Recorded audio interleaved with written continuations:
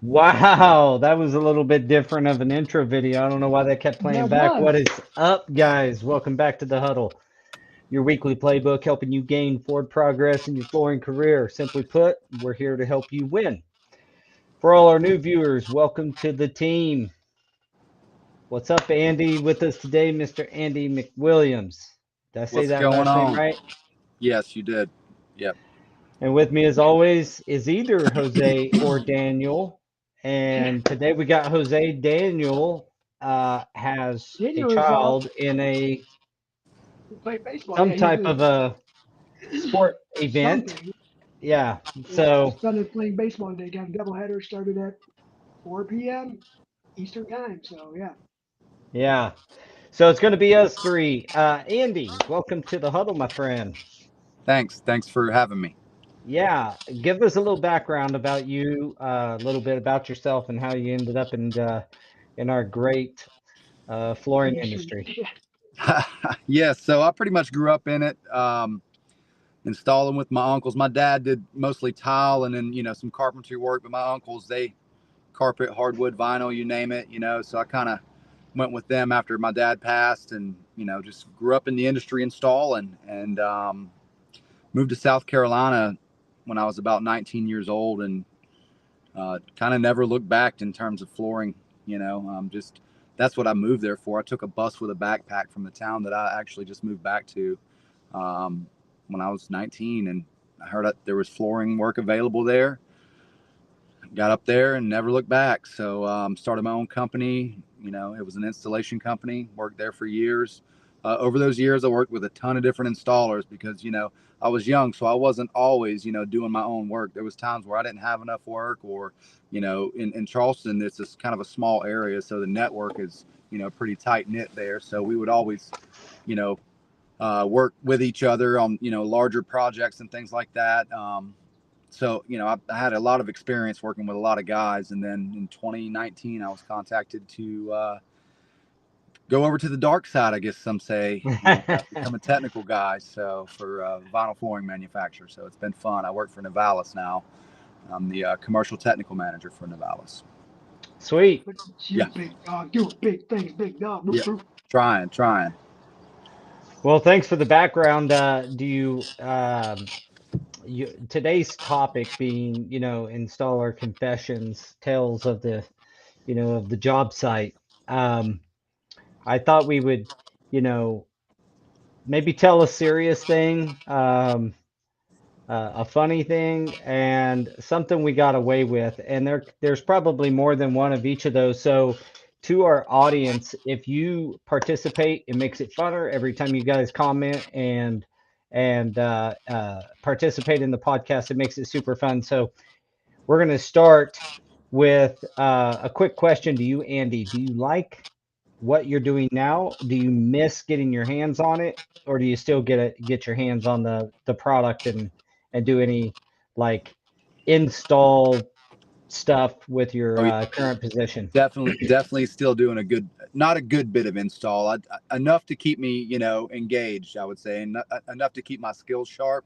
I was a carpet and vinyl installer for the most part. I mean, I did dabble in other surfaces, but that was my main two. So not any more carpet. I think I had a friend of mine reach out to me when I first moved back here to put some carpet in like a storage area that they had turned into this kiddie play area because it was an Airbnb, and so that was about the extent of my carpet installation days in the last 5 years. But it's in terms of vinyl, yeah, I'm doing a ton of vinyl all the time. So Cool. tons of shows and things like that. So, but I'll say this: this was always my dream job from the time I was old enough to understand, like what a technical guy was. My uncles had tech reps come out on job sites where there was issues and things like that, and it was always just like when they'd fly into town and fly back out, and I was like, holy crap, that's what I want to be. And it ended up happening, and I had no idea it was going to. I would have never told you 6 years ago that I would be sitting at my dream job doing what I love to do, and I really do. I enjoy every minute of it. You're That's good at it awesome. too, brother. I just want to add into that Andy was mine and Crystal's certifier, one of the classes we took for the LVP Resilient class. That he phenomenal instructor, very animated, very in tune with what he's doing, and he's not losing any skills, right? He's got his skills there, and he does get to practice more often than you think. Yeah. So yeah, don't be modest about that. Is Yeah. that was that certification through Navalis, or was that? No, that was NAFCT. Yep. Oh, okay, So, gotcha. yep, Sonny Callahan and everybody. So we had that. That was back in Calhoun. That was one of the first ones we did down in Calhoun. Yeah, I It think was it was your actually, second class, right? The second yeah, one? No, was it? I don't remember. yeah, no, that was, I think that was our second class. Yeah. The Yep. funny part about that one, we're telling stories about, things that went wrong or could have went wrong. So we had 4 guys there to do the training, and everybody but me got a phone call. They had to be either on the West Coast or up north or somewhere on an emergency, and Paul and I were left there, and it was rough. There was 25 guys in the class. Well, guys Wow. and gals. Crystal was there too. So I think Crystal was the only girl too, right? Yes, she was. Yeah, yeah. So 25 members taking the test. So it was tough. So I was getting them to kind of walk around with me and help me, check the booths and make sure everybody was kind of staying on task and doing the right thing. So it ended out pretty good, but it got scary there for a minute. Like, how are we going to grade all these people? How are we going to try to He was nervous. He teach? was nervous. He was sweating. Yeah, I was sweating. He was nervous. It's okay. That's just because I'm fat and out of shape, and it was a long walk from one box to the other. Well, you ought to have some good stories then, but why don't you got any serious stories that pop up to you, Jose? Um, so I guess when we're talking serious, are we talking lessons learned, or are we talking um, paint Well, me a I picture mean, here it's because I have it's a just lot. about I have a lot. anything you want. I'll let me So kick it I'll, off with one quick okay. story. This is a I was probably 28, close to 30 years old, and I was installing some VCT, and I've told this story on this podcast, so I'm going to tell it again. I was doing some VCT in a middle school, and we were down the hallway, a long hallway with a bunch of classrooms off of it. All the classrooms were shut down except for the one at the very beginning of the hallway. They were still having math class, and we were doing like the old VCT patterns where we had waves down all the Mhm. way down the hallway and circles halfway through each one of the waves and a little triangle over here, and everything had to be right where it was supposed to be for these doorways and going into each classroom. And it was a complicated layout. Like geometry and mathematics was in full force on this job, let alone the floor prep and making sure it was beautiful, because what's at the end of a hallway is a set of doors just casting natural light across your floor. So anyway, it was me and 3 other guys. I get up to go use the bathroom, and I'm walking by this classroom, and I'll never forget this story because the teacher was lecturing her children that if they don't pay attention, that they're going to end up being like us guys Mm. out there. Oh man. And I've told this story many times because it hit me, and I remember thinking, explanative word, you have no idea how much education it took to get that floor to lay out, and how much hand skills it takes to put VCT field cut to VCT with. This wasn't water jet, this was all Right. field cut. Yep. It was, we had to lay out all of the angles, all of the waves down Radiuses. the Yep. hallway. All Yes. those 3 point arcs had to be at a certain point in the hallway, and it took it a lot of math, which that was a math class, you know. And I thought, how dare you say that? I was really ticked off about it, but it's really been one of those things in my life that drove me to like protect the trades. And um the bad rap we get, like it doesn't take any education to do what we do or something. We're just a bunch of dumb orgs out there, putting stuff in a building. No, it takes math, geometry. Nowadays you better have some darn good computer skills. You better know how to run equations and formulas in Excel and do all this other stuff. it takes a lot to be a flooring guy these days. And so that's my serious story. Okay. That's That Gotcha. that You might be know, an example. It doesn't have to be like that, but no, that's no, my that's example. fine. no, Yeah, that really hits home. I never had anybody actually say anything close to that, but I mean, I did a lot of high end residential, especially towards the end of my installation career. And when you walked into some people's houses, they just looked at you like, you were scum of the earth. This didn't happen to me, but it happened to a very good friend of mine's father. And he was my buddy that installs was on the job. But when they got there, they walked into the house to start doing the carpet. They was getting ready to, move furniture, rip and replace. And the guy looks them dead in the face and said, everything's upstairs for you guys to do. If anybody needs to use the restroom, there's a gas station down the street. Mm.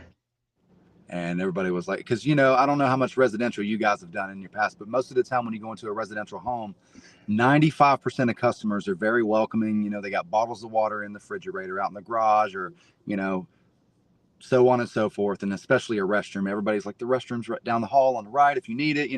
Now there is certain cases where, you're redoing the bathroom and you got to take the toilets out and there is nowhere to use the restroom, and most of the times on residential, you're not putting a portalet outside. You're going to just run down to the gas station if you have to on lunch break. But that was, that's kind of an example of going back to what you were talking about. Just, people looking down at most construction trades in general, as they are just not educated, and they're just better than they are, and it's terrible. So Yeah. uh, yeah, I got a that's lot of respect for dirty jobs because I think it's brought a lot of light to, like, the jobs are dirty, but then you go to that tradesman's house and it's a beautiful home, and he's yeah. like, like there's some things behind that that Mhm. um, is really um, well, it just shows how well you can support a family if you have a skilled trade, whether you're an right. Absolutely. electrician, a skilled flooring guy, or Yeah, painter, any of those trades. If you become an expert at it, you're going to do just fine for you and your family. absolutely. I So totally I'll agree. go into the lesson. The one that stands out, I would say, the one that kind of changed the trajectory of preferred flooring. Let's just put it that way. We were working at nighttime at a hospital project, and during this time, we were like 2 nights into a couple of week project, and somebody stole a hospital computer, right? Patient information, like, and like security cameras, like it all, like, dude, it was like something out of the movies. Our crew walked by, the computer went missing right at the same time. Our guys left to go dump trash, at the same time. When they were leaving, the guy who actually took the computer ran out in the same path as the van. And they're like, you guys stole our computer. They stole our equipment. This is a federal offense. And I'm like, God. I assure you it's not our guys, right? And, we went back and forth. And the head of security, and he was very adamant, and asked that, look, this is just coincidence. I know it doesn't seem like that, but I'm telling you. And, they did Facebook, like they checked everywhere, like all socials. Anyway, you go fast forward about a week, not even a week later, and he pulls me in and says, Please tell me it was a nurse. I just want to formally apologize because it was not your guys. They caught the guy. It was a husband or boyfriend of a patient who was upset with the hospital. That was their way of getting them back. So I do apologize. And he said, word of advice, why aren't your guys uniformed? And I said, well, we're wearing work clothes. He said, word of advice, if you plan on growing your business, is if you're not willing to put your brand on your own guys, why should I be willing to let them work in my facility? That's cool. And you guys And are big proponents of that. Like you see dude, PF flooring stuff everywhere. Yeah, I've never really change, seen any of your merchandise. never, ever. But So I that's would what say kicked off your love for for making sure you design, guys got yeah, all that. Yeah. yeah, for design and uniform, like, dude, like, no lie. 3 days later, we all had shirts. I made sure that, and then it progressed from there. We have to be uniform, man. We have to look the part, right? We want people to take us serious, whether it's commercial or residential, and just the delivery in the series of events. Like, that was a very standout moment, I would say, in both Daniel and I's career. Like just Okay, wow. I got another one in that vein, and this is a little lighter story, but I didn't manage it. Our vice president, who's retired from our company now, but he managed a job at a high-end bank, and we were redoing their like break area, and it was more like a hangout kind of party area, but it was LVT everywhere, different patterns, really nice job. And we get a call. Well, I actually got a call from my VP who got a call from his customer, just madder than a hornet, that we were drinking on the job site. And so my VP called an emergency meeting. All the installers came to the office, and we were like, "Hey, apparently one of you guys were drinking on the job site. We need to know what happened." And they were like, "Not me." And so after trying to like get what we thought was the truth out of them, and we were like, "Okay, well, our guys said they didn't do it. We're gonna call them back, say, look, we don't know what happened. Our guys didn't do it." So we called back our client. We're like, "Look, our guys did not drink on your job site. Bull crap, blah blah blah blah blah. And you guys were the only ones up there.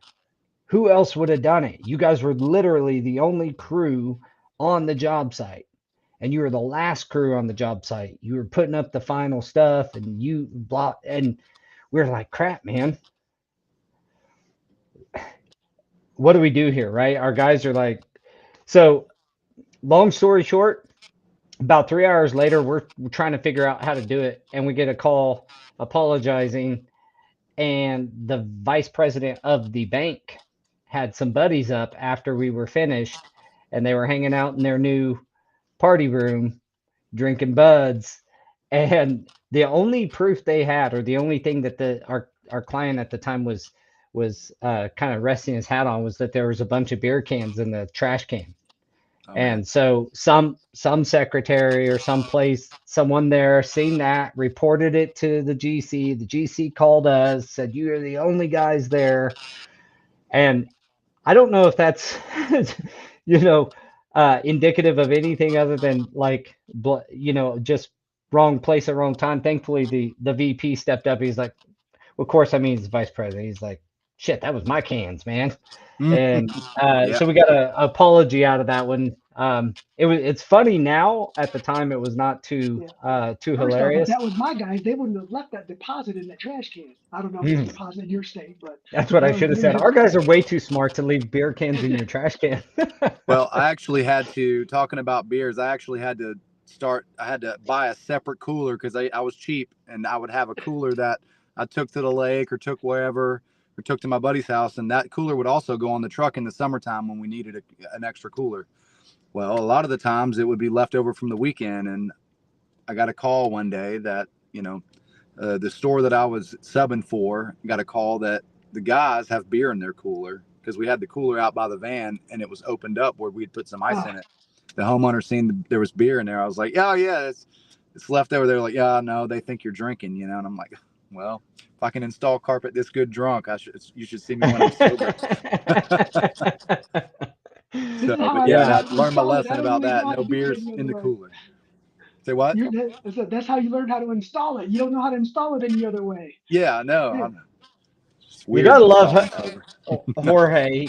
He's like going and having beers right now. Kudos to Jorge. He Yeah, is salute. our Spanish-speaking huddle host Oh yeah, yeah, extraordinaire. yes. Yeah. Yeah, So, what a story, man. It's one last one, not really last one. Probably I could go it's on not the last forever, one. We know but that. We this know that. this one this one is my own nephew. It reminds me when you said a stolen computer. My nephew, we were on a job site, and he did steal a freaking Wi-Fi, like a Wi-Fi thing right off the deal. Like Uh, worst criminal ever. Obviously lost his job after this. But he freaking just walks by, takes it. Camera's like, I mean, just perfect face recognition, my logo's on his chest. The one time I wish we didn't have company shirts, and they were like, "Hey, your guy stole something," and I was like, "Yep, I know who that is. I'll get it back for you." We got it back, and obviously told our client that's the last they'll see him on any of their jobs.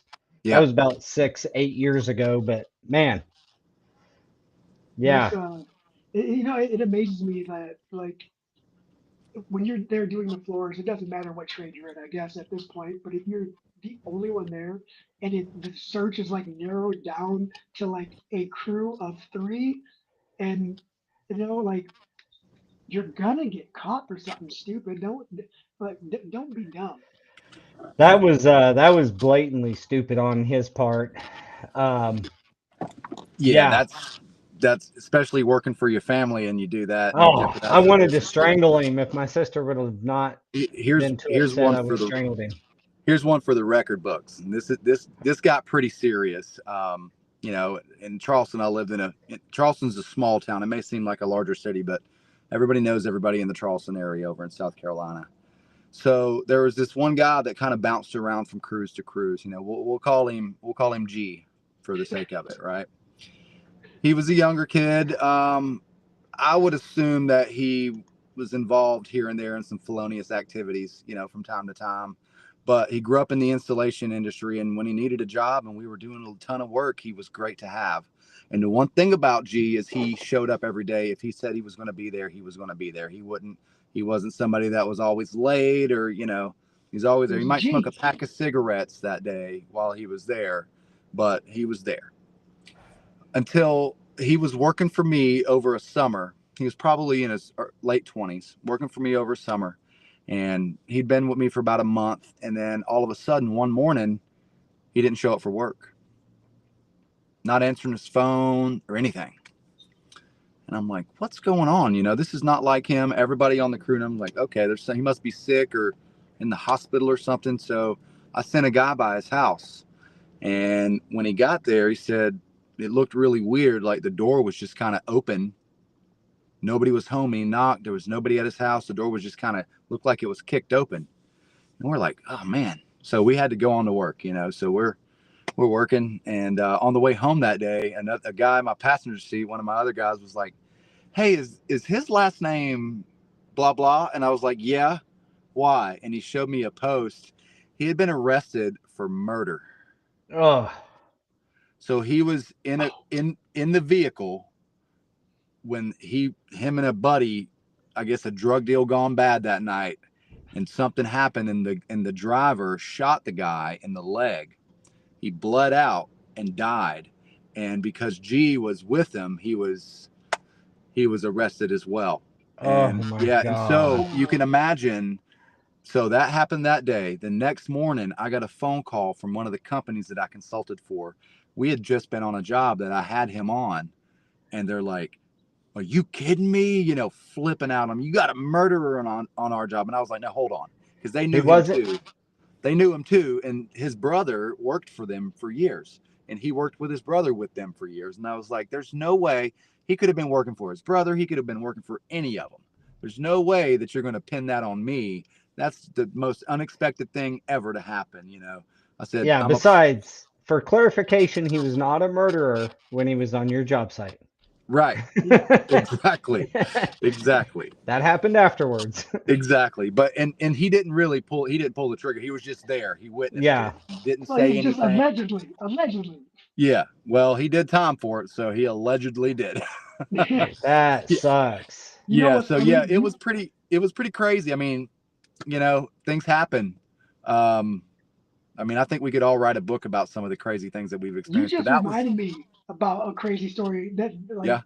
kind of similar to that. And I'm sorry to interject, but this No, is that's Now okay. let's go. so Yeah. there was a case in Michigan, the Jessica Herringa case or whatever, about this disappeared kidnapping murder. And it come to find out after the guy got caught, his name was Jeffrey Willis. And 1 week before he got caught, we were doing a renovation at a large company. And this is gonna end with a little bit of a joke. I'm just gonna get to a little bit the punchline there, but Jeffrey Willis was the guy who was bringing us our pallets of our material and taking care of our trash for us. We didn't think about any of that, right? But then a week later, boom, this is who it is, Jeffrey Willis. And then we're like, dude, like that's nuts. Like I kept his car, a business card, never had his car with his phone number. I kept it. I thought it little psycho, I guess, but I thought it was like that never happens, right? Like that's one in a million because it's just very rare. And then one day we're conversating about it, and my sister was like, "Oh, he could have kidnapped me. Like, man, he ain't got no like he ain't got no elote van. How the hell are you gonna kidnap my big ass? Like, she was at her biggest at that time, so that's what made it funny. Was that I mean, her Daniel and I were all at our biggest at that time. Like, he ain't gonna kidnap. Like, come here. You want some street corn? That's funny. Like, how's he gonna lure you into that van? Was it the guy I was hoping to hear? Because we're not doing a real good job of like putting us on the professional path. No, no, It no, was no, the no. guy. Yes, it 100% was the Wow. gentleman. Yeah, yeah. Wow, that's It crazy. was, yeah, and there was a couple other. He ended up being serial killers. A couple other investigations that led to that. Yeah, it was nuts, dude. Surreal is one of those things that you can't make. You can't make stuff like that up. Like your story, you can't make that up. Yeah, can't It make it up. happened. It just happens. It just happens, and it's unfortunately there's nothing you can do about it. You can't control other people. It's really hard to control other people's personal lives. You can try your best to be the best judge of who you hire, but Yeah, you just never know what they're doing at home and what's going through their mind. So you got Well, to and the kind of truth take it one is, day at a time. it's not a construction thing. You can watch Yeah, crime TV and doctors it's everybody. and yeah, you politicians. just never know. Yeah, I mean, and All right, there's some. Yep, go ahead. one you got away with. Hmm. Hey, you know what? I got a story that I was thinking about with this, Well, yours is gonna and be better My than that entire one. 20s? No, Uh, you know no. what? I'll give a little quick example of one that I got away with. And it was my first time ever doing millwork base. They had asked if you've ever done it before. like, yeah, Sure. I mean, it's base. What's so hard about it? And it was a project that was about an hour and a half away from us. Man, talking about showing up uh, to a knife at gunfight a with a gunfight. knife. Yeah, yeah, and I had to finish it, man. Dude, I weathered every single outside, inside corner by hand, and I bit the bullet. I asked, like, hey, the carpenter, could I borrow your saw? He's like, oh no, absolutely not. Oh, no. And I get it, right? I didn't really look the trustworthy part, I guess. I was younger. I was a little vato. I didn't cut off sleeves shirt. I wasn't. This was preferred flooring, I would say. He was like, For "You're gonna sure, for steal sure. my saw." Yeah, but exactly is what he thought. So yeah, I bit the bullet and learned the hard way about millwork base and what not to do. Did it Because turn that out was okay? I never got a call back. So, but I'm just gonna say it probably did not. Um, Well, did it this look good story when is I was one. done? It did, but it probably didn't last. This is one where I truly got away with something, and now that the this job has been torn down and been replaced, I feel okay saying what happened. But we were doing the airport here in Wichita, and it was when it was the old building. And I mean, we had only been in business for 4 or 5 years, maybe tops. And it was a big Collins and Aikman 3 foot tile, carpet tile job, pill and stick, Ah, and it was at a functioning airport. So with security, we had to check in 10 blades, and when we got 10 Yep. blades, we had to turn in 10 used ah, blades to get 10 more blades.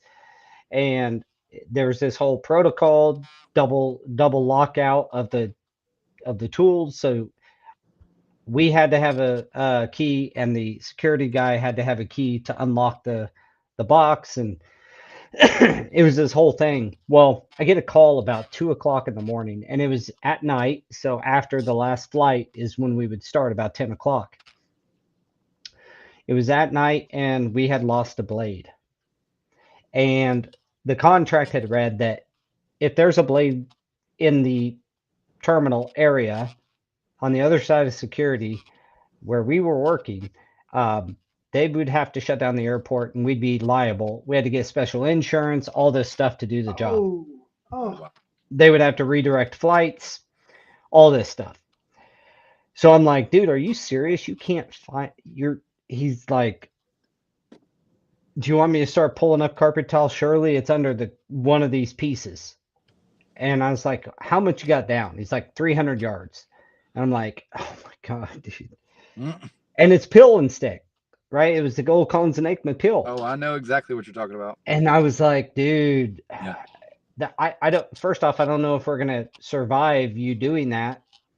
Like the carpet tile itself, it sticks so good. I don't know yeah. that, you know, Yeah, you're the gonna be pulling product's chunks. going to survive, and or our floor prep. And who knows if you find it. And so I devised a plan. I got a used blade out of my box.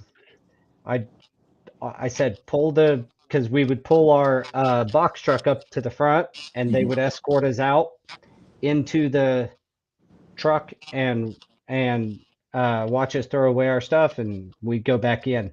And I was like, I'm gonna drive by, and I'm gonna put a blade in the back of that box truck. And so I drove by and I flung it out my passenger window straight into the back, and I was like, it's in there somewhere. Next time you go out for a trash haul, yeah, bring it out and you say I found it. And it worked. I got away Wow. with we Dude, got away with it. I don't know where that blade ever went. Uh there was no national catastrophes, but surely it was underneath one of those because it was nowhere to be found. So it had to be underneath one of those carpet tiles. So it was safe, but there was no other way. They would have shut down air traffic into our city, into Wichita. we need to make a Had little skit with that, like with the Mission Impossible Oh man, Yeah, music on it. it Dude, was insane, dude. That that would have was been a lot. it was one of the most stressful things I'd went through up to that point. I was like, what in the world do I do? Like Yeah. it's one single blade out of probably 50 we'd used that night. Look at this guy. That's So hilarious. that's one I got away with. And That's it's been that's that's 15 pretty plus crazy. years ago. So hopefully anybody involved doesn't watch a podcast. Yeah. I think it's one I got away with it was a semen iron accident, and it bothered me for years. But I'm pretty sure after the house closed, I got away with it. But it was super. I'll never forget. It was Super Bowl Sunday. I was like 20. I must have been right at 23 years old, little bit before 23, because my son was just born and he was with me. He was a newborn in a stroller in the kitchen while I was finishing a job that I couldn't finish the night before, and I all was headed to the dedication. Super Bowl. And I was in a rush. All we had left was the living room. I can remember it like it was yesterday. The living room connected to a hallway with 2 bedrooms off the side. They were already ready to rock and roll, ready to stretch. I just had to put the seam on the end of the living room and stretch the whole thing in.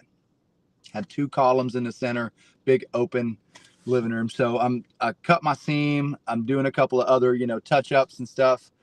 And I kicked the iron over walking by. Now I think it's K50, Orcon K50, orange. It was orange seam to air liquid when it turned to liquid. And so this was white Berber. Uh-huh. Oh, Yeah. Yeah. In the middle of the winter. So all the scraps were outside in the garage because I didn't need anything else. I had my fill piece cut. I'd already cut the rows. I was getting ready to put it together, and I went to go do something else because my buddy called me. He was like, "Hey, Andy, come back here," and I kicked the iron over, and so all the adhesive on the iron tray. And I'm not going to tell you, back then I was the best at keeping my iron tray and my iron clean, and it wasn't that clean, and it just leaked all over the place. oh my Now here's the kicker. The cord got wrapped into a pad bag that we had scraps in. And before I got back to the seam, I was cleaning stuff on my way. So I grabbed the pad God. bag and I threw it over onto the tile Oh foyer. my God, bro. And it just drug the iron across. So And I finally noticed the iron. I'm like, oh my God. And it's like, by this time it's sitting upright and there's like skips across, not even in a straight line either. It's like, you know, so I had to patch. It was like a 6x8 area. And that's I only had like a 12-foot by 7-foot piece left. So I had to put a T-seam in Berber, In a Berber. in a Berber. The only saving grace was this thing ran a great side row. Like you could run straight across and it was perfect. So I put it together and I was like, oh my God, I'm replacing this job. It looked great. You couldn't see it. There was one little area where I could see like there was a seam there. Plus, remember, I still had to put the fill on. And this was before the fill. This was in the Oh, field. man. Yeah, it was terrible. Oh, my So God. I was so nervous.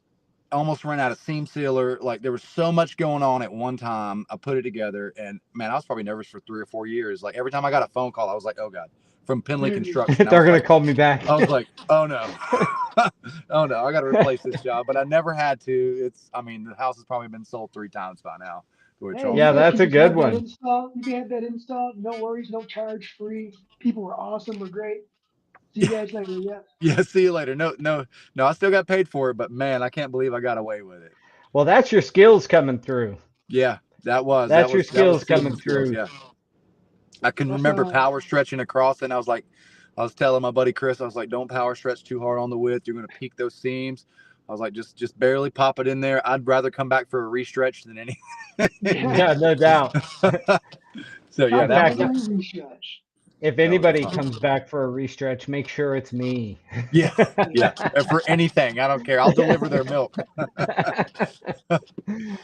Yeah. Well, So that's some skills to put that back together. it was scary. So. I had to patch I didn't know any better. When I first started laying carpet, I I didn't even use a power stretcher. It was just like you go kick it in. Oh, I've been there. And that was mainly because I was doing some rag ass like Apartment $3 a work. yard Yeah. back in the LD Brinkman days, you know, carpet. But I did a couple of commercial jobs for this design group, and they stayed with me for years after I started my company. Uh, and on glue down stuff, I was really good. Well, they wanted me to do a stretch in. It was a wool Berber. I didn't know there was any difference in the way you seamed it or anything.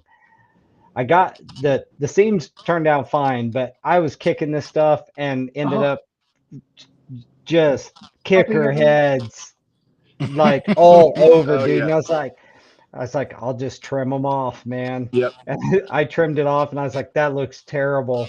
Thankfully, I had one of my guys that I had learned from was an actual carpet layer, and Yeah. I had not graduated to that. I was the quintessential guy that did it for 6 months and thought he knew what he was doing. They came in and saved my rear end because I had no idea what I was doing, and introduced me to a power stretcher. Oh. Later, I started getting trained more effectively, but yeah, I don't know if I got away with that because I had to pay him to come fix my problem, but Still got away with it. I got through it, and it was an Yeah. expensive carpet. Yep. Yeah. Going back to what you were saying about kicking versus power stretching. I mean, you know, when I first moved to South Carolina, the crew that I hooked up with, they were doing a lot of commercial VCT and then a lot of new construction apartments, and there was no power stretchers. No. You know, and you learned how to kick decently. I mean, you know, everybody that I know would crucify me for saying what I'm saying, but it's the truth. And if you're old school, you know it's the truth. You know that, you know, there's a time for a power stretcher when you're doing retail and high-end work and things that are made to last. But when that carpet is being replaced in less than 6 months, you know, And when it's a majority of the 20 time- ounce Yeah. or 22 Yeah. ounce We used to call staple that, cut pile. we called it bird skin Yeah. or C grade, because you hold it up to the sun, you see right through it. Yeah. Yeah. You know, don't burn your iron on anything over 2, or you're going to crinkle the backing. Yeah. But, you know, and you know when you can do that and when you can't, you know. And but what's funny is a lot of the times it's funny that, you know, there's those installers that do that type of work every single day. And then there's installers that have never done it, and they only do, and I'm just talking about stretching carpet, they only do retail, you know, high-end residential, or just residential in general. And yes, absolutely, you should be using a power stretcher everywhere that you can, you know, but you can't cross those two, right? Because No. that guy that's all he's ever done, he'll go onto that multifamily site and he'll lose money because he has no idea how to produce quantity, right? Yeah. And if you switch them and send those guys that are most likely decent installers over to that retail job, it's like a bull in a Done. china shop. Oh man. They have no idea what they're doing, you know, because they're thinking they want to knock this job 150 yards. They can do that in 4 hours, you know, on a multifamily site, but they can't do that on a retail side because you got a lot more things to look at. So I just wanted to bring that up because it was funny that you said that. I don't hear a lot of people say that out loud, but I'm proud to say that I'm Well, the same. I was doing like Jorge says power stretcher all day. Well, you tried to if you tried to power stretch some of that sculpture shit that we installed, I'm telling you, Yeah. you're just gonna rip it. You had to know how to kick it. Yep. But you're right, you can't take that. I don't know if to call it a skill set, but you could get a pretty dang tight pull on that carpet with a kicker. Yeah. I mean, Um, here's the thing too. Again, you got to look at what you're putting, you know, where you're putting it at, right? yeah, these Those, were slum yeah. lanes Um, of duplexes that and triplexes and quadplexes that were Yeah. old base housing that basically one guy owned the entire area. yeah. So And you're really, I mean, you're installing it. It's still a finished product when you're done. And, you know, it's the worst thing that's going to happen is going to wrinkle, yeah, right? That's it. That's the worst thing that's going to happen. And it's not always going to happen. You know, a lot of the time it's going to be replaced before it wrinkles because it's going to be Yeah. filled with cat and dog urine. for Yeah. sure. But no, I mean, look, and I totally agree with Jose. Like, power stretcher, save your knees, save your back, but you're not going to go on. You're not going to walk into any multifamily site in the United States today and convince any guy that's doing carpet for $2.25 a yard to pull a power stretcher out of his truck. No, You know what? Actually, take them let forever. me add to that. They will pull it out and open it and set it in the middle of the room. But as Yeah, far as it's being Yeah, used, you're right. yeah, And that's a lesson learned and right there too. and Is honestly, there's a market for that. yeah, we well, you're like not going to get away with it. Like Pruitt's saying here, he's just giving us a hard time, but he's talking about it promoting bad habits. Yeah, that's Not why promoting no bad Andy habits. that's why Andy was very clear that there's a time and place for that, and it's very small time and place. Yeah, And even on new construction homes, that kind of stuff, you should be power stretching, no doubt. I'm absolutely, talking about, 100%. you know, uh, we don't do much of the apartment. I should clarify, we don't do any apartment replacement, but if we're doing a new multifamily that does happen to have carpet, Mhm. these are 10 by 8 rooms. The guys might power stretch it, they might not. It's a little bit nicer product today than what we used to install. Literally, like you said, Andy, I mean, you could hold this sculpture up to the sun and Mm. like you could see your mirror. If you was in front of a mirror, you'd see your own reflection I'm on gonna it. give Dwayne, I'm gonna give Pruitt a little crap real fast. Hey Pruitt, also if you leave it out in the parking lot long enough in the summer, it'll heat it up and you can stretch it so much further Hey, with your knee. and I know he knows that he has said that. So A little water in a spray bottle, a little hot water in a spray bottle, you know. No, I'm Pruitt's never totally done kidding, that. but it's the truth. I mean, I came from an area where there was both sides of it. I got the experience, and that's one thing. I got to experience both sides, and I got to see the quality that you produce from both sides. Right.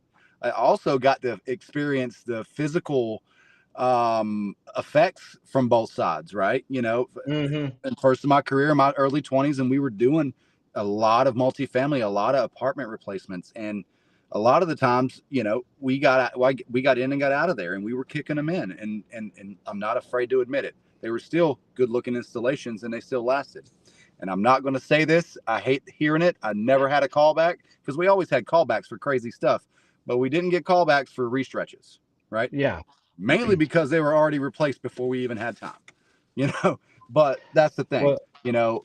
Go figure out where that's at. try to pull a hard stretch on a Gyp Creek floor that's had 50 different times Yeah, the you're absolutely tack right. strip's Yeah, been so replaced the on a answer to 20, that is, well, 20 you're going ounce to pull penny. out your aluminum nails and you're going to, pilot drill, and you're going to do all of that for 225 a yard. Yeah, no, that's And my I'm point. not. No, Let me be clear about that. I'm not doing that for 225 a yard, but there Dude, absolutely is people that will do it, and that's how they're going to do it. it's yeah, funny You you know, say that, and I was gonna add, like, we traveled down, me and my buddy Dirk and Thomas, we went down to Maryland to go do some bunch of retirement homes, the residential side, after we already did some of the corridors for the commercial side. And dude, these vatos were kicking out, they were like 130 square yard units, Berber, white Berber. These guys were installing the 6-inch tack strip with Elmer's glue over painted floors, kicking everything in. And we were going, this is what the guy said, this is what they're doing, go ahead. And we get down there, as soon as we try to stretch, it pops pop. everything. We're like, Mhm. what are you telling me? He's like, they're doing 4 units a day. Yeah. How come you get, and like, we're stretching it. He's like, oh, you're using a stretcher? Just take it in the door. Don't use it and kick everything in. I'm Mhm. like, dude, we can't, like, we're gonna finish up these couple units, and yeah, you can just let them do all that. We're not gonna cut corners for on our end, especially Well, with this sad. much of a distance.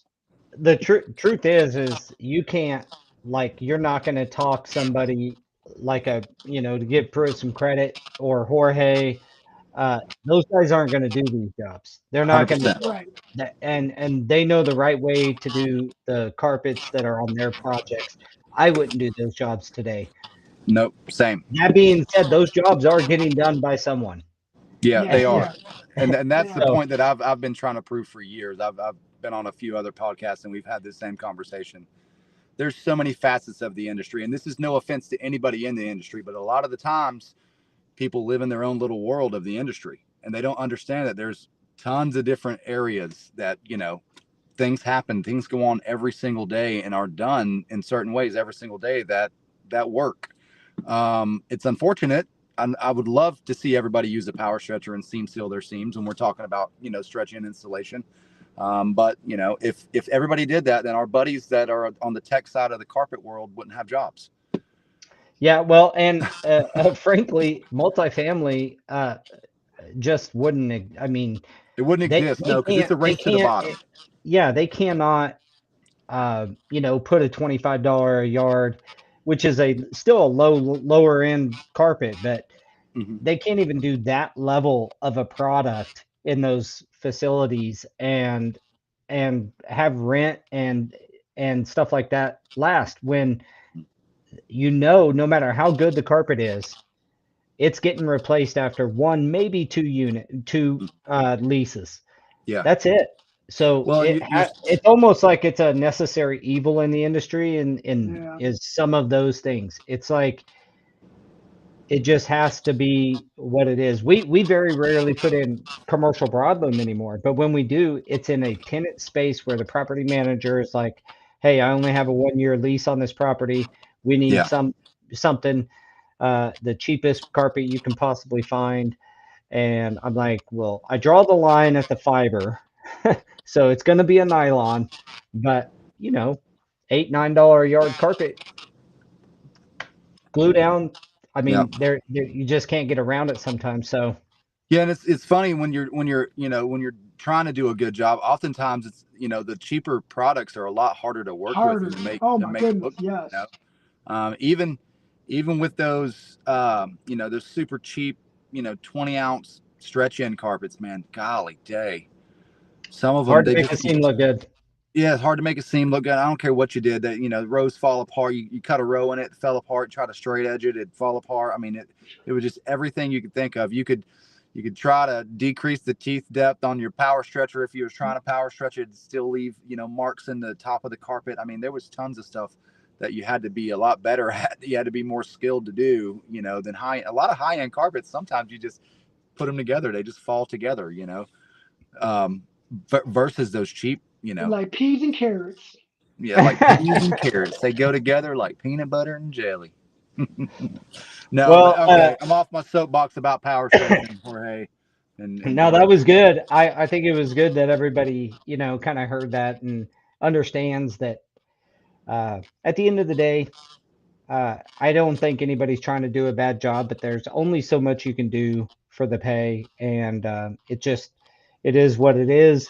Luckily, most of the multifamily today are all LVT, so Yeah. Yeah, luckily, that's a big part of it, yeah, You know what? and those are fun. How we get yeah. Andy on here? We talk about carpet for 45 minutes. Well, Like, he no, clearly knows come on carpet, now. so I know a little bit He, about he, carpet. he texted me earlier today. He said, "What's it about today?" I said, "I had to check. I don't know. Resilient. Well, we can talk about resilient too. We had there's Maybe I what's meant funny is there's resilience."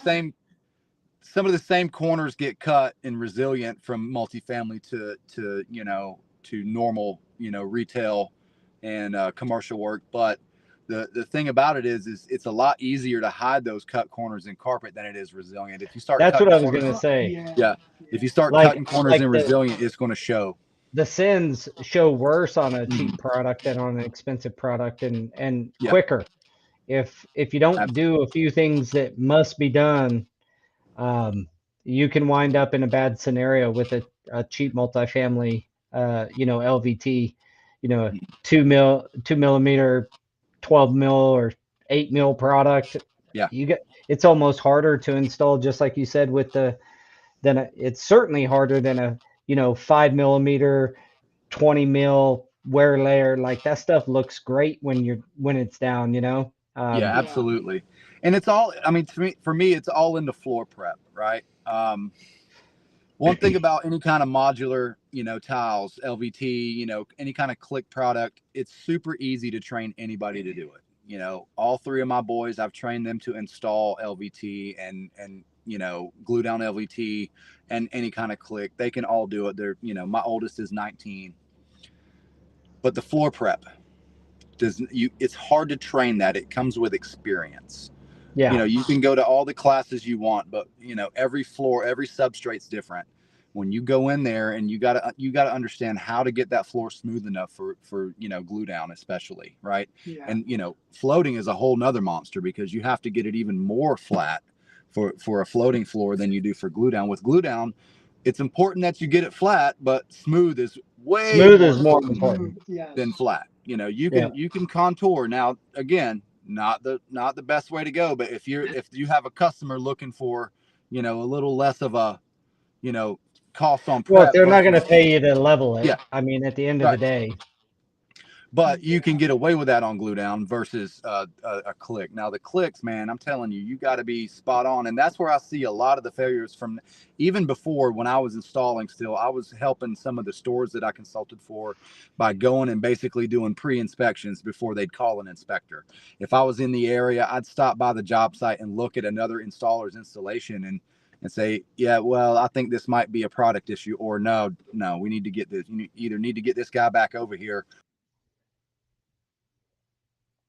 oh, we lost him. And then there he goes. Need to get this guy back over here. And sounds like they did. They said, Zach, Zach. He was back there. He got the call. All right. Well, hopefully he can come on and see everybody off here. We have reached the end of our time with you guys. Thanks Yeah. again for What joining were you us saying? as always every week. We There's no way you appreciate can your guys' past comments. 45 minutes. I You never know. I did say that, and then I was like, but we'll see.